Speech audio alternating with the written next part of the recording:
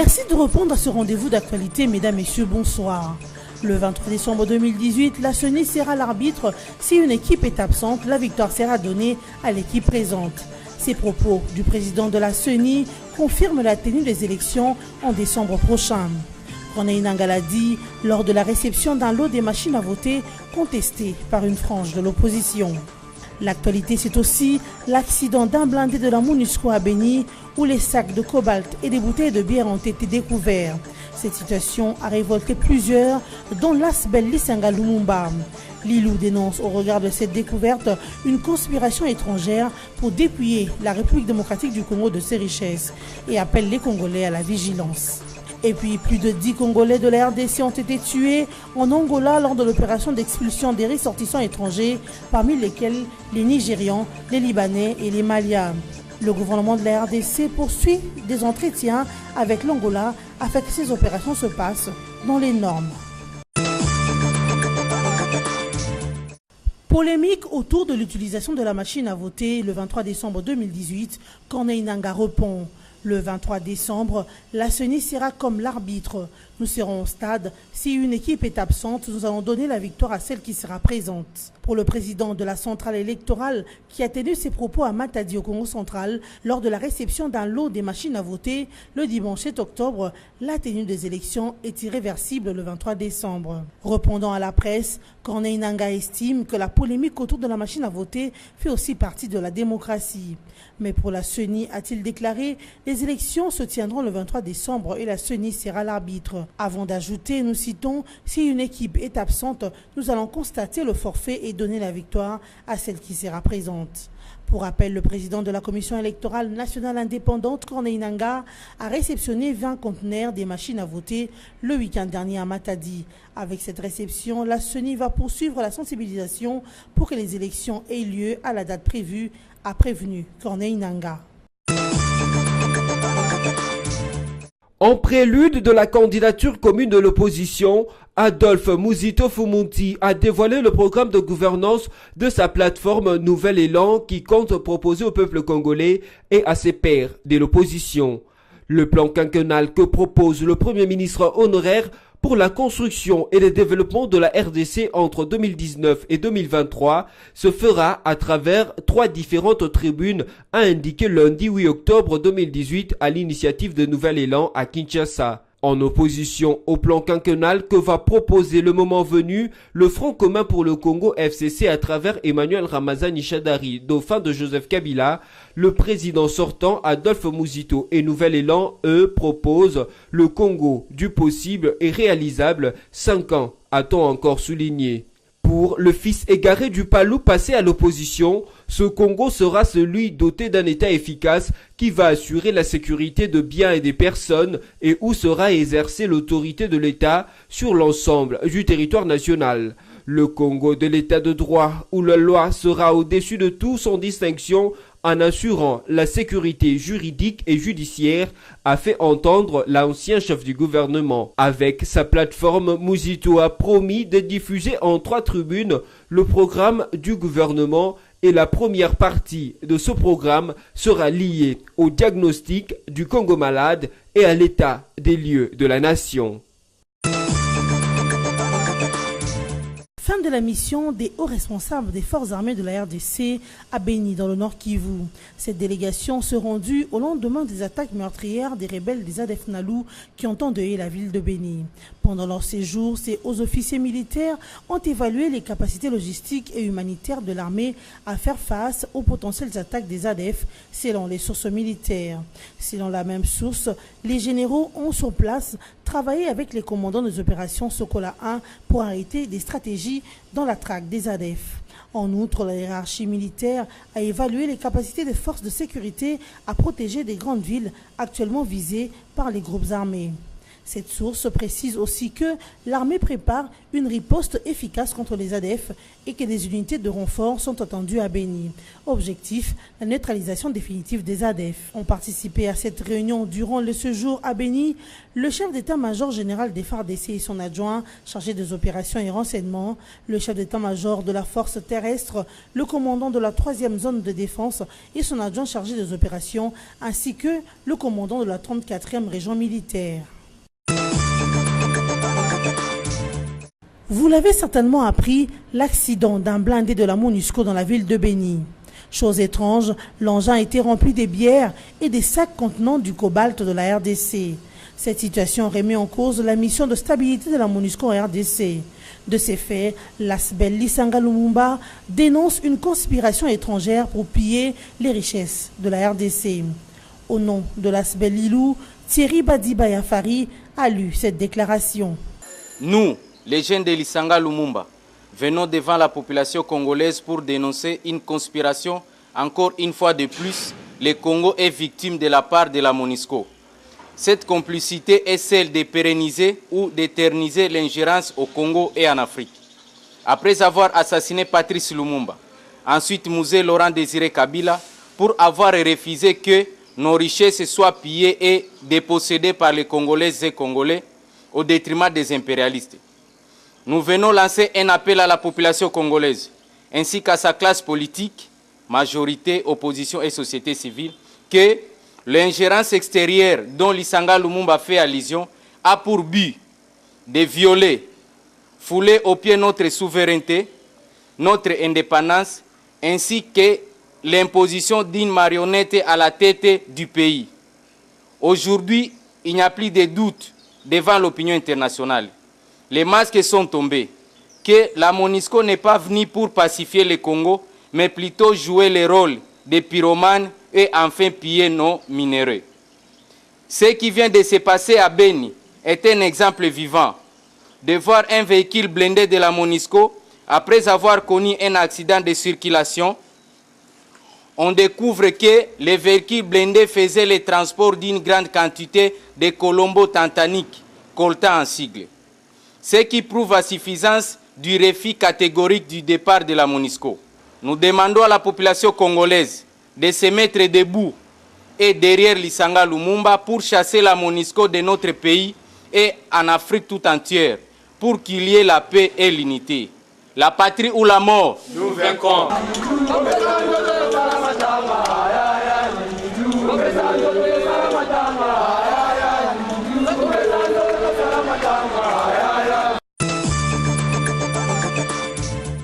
48 heures après les accrochages entre la police et les creuseurs artisanaux de la cité de Lwilou, le calme est revenu dans la ville de Kolwezi, dans la province de Lualaba, dans la matinée du lundi 8 octobre 2018. Les creuseurs protestaient contre la police qui les empêchait d'accéder à la carrière de Lwilou. Tout était parti de la nouvelle de la mort par écroulement d'un creuseur se trouvant dans la concession KCC. Les manifestants se sont révoltés le samedi vers 4 heures du matin, mais ils étaient empêchés par les agents de l'ordre. Les creuseurs se sont représentés le dimanche pour se livrer au sabotage afin de libérer tous les détenus du commissariat central de la police nationale congolaise. Le bilan officiel de ces affrontements est de 6 policiers blessés, une dizaine de personnes arrêtées et 2 véhicules de la police totalement brûlés. Le gouverneur de Lualaba, Richard Mouyej, s'était rendu sur le lieu de l'incident. Sur place, il a exhorté la population à refuter cette malheureuse situation et ce genre de barbarie qui n'est pas de sa culture ni de sa contrée. Une dizaine de Congolais de la RDC ont été tués en Angola en marge des expulsions brutales des ressortissants congolais.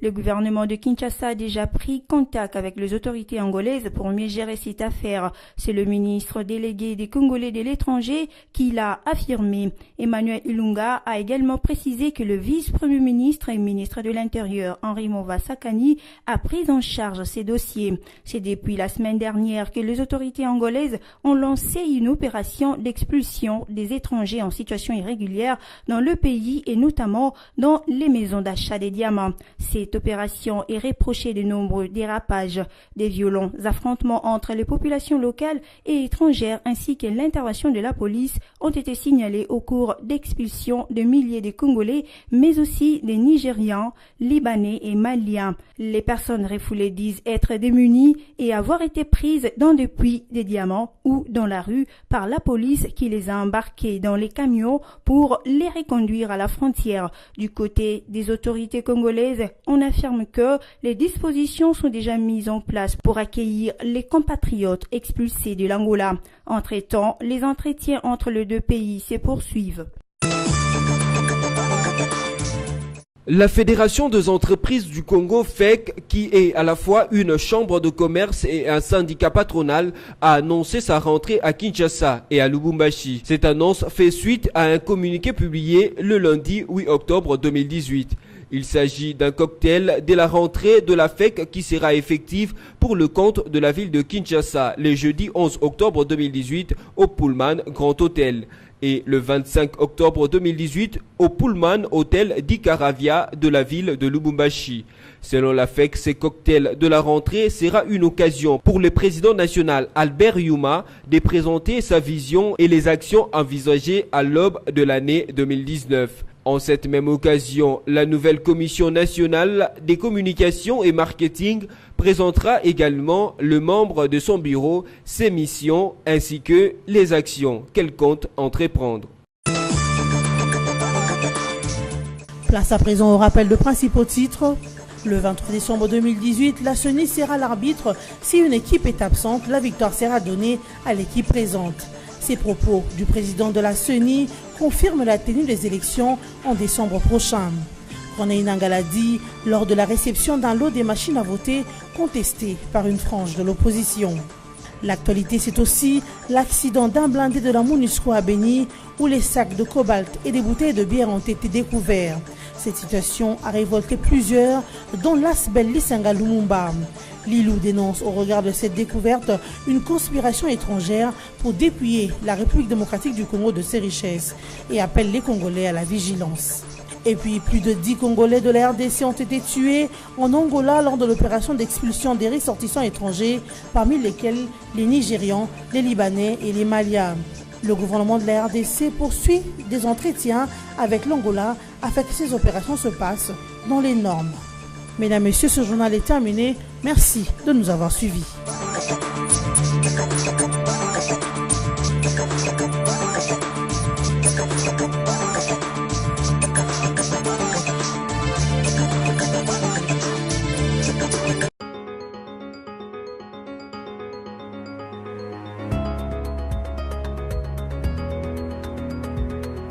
Mesdames, Messieurs, bienvenue à la revue de presse de ce jour que nous ouvrons avec le site d'actualité Congo Virtuel qui titre « Législative, plus de 1000 candidats sans empreinte digitale ». Le passage de la mission du Conseil de sécurité à la CENI révèle que sur les enrôlés sans empreinte digitale, il existe des candidats à la députation nationale. Rien que pour la ville de Kinshasa, il a été identifié plus de 1000 candidats du simple fait qu'avant de postuler, ces sujets étaient d'abord de simples électeurs enrôlés. Les débats sur les électeurs sans empreinte digitale livrent de nouvelles révélations, présentées par une frange de l'opposition comme des fictifs injectés pour gonfler le stock de voix au profit de la majorité. Il s'avère que cette accusation est battue en brèche de la manière la plus grave. Nos sources proches de la CENI nous rapportent en effet qu'au nombre de plus de 6 millions d'enrôlés ne disposant pas d'empreinte digitale partielle ou totalement, figurent aussi de candidats aux prochaines élections. La révélation a été faite à la faveur du passage de la mission du Conseil de sécurité de l'ONU à la Commission électorale nationale indépendante. Poursuivons cette revue de presse avec Forum des As qui note en grand titre « Dans la perspective d'une candidature commune de l'opposition, Mouzito décline le programme du Nouvel Élan ». Face à ce qu'il appelle le Congo de Kabila, de son dauphin et du FCC estampillé Congo de l'enfer et de l'illusion, Adolphe Mouzito et son mouvement Nouvel Élan proposent un Congo du possible et du réalisable en 5 ans.